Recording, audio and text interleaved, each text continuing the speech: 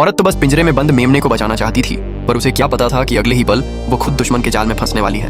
कि तभी ऊपर का एक खतरनाक यंत्र अचानक चालू हो गया। एक लोहे की नुकीली कील पूरी ताकत के साथ गिरने को तैयार थी। औरत समझ गई, अगर ये कील उस पर गिर गई तो उसका वजूद ही मिट जाएगा। ये सोचते ही उसने जोर जोर से मदद के लिए चिल्लाना शुरू कर दिया।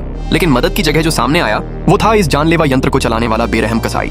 उसे देखकर औरत एकदम घबरा गई और गिड़गिड़ाकर उस कसाई से रहम की भीख मांगने लगी।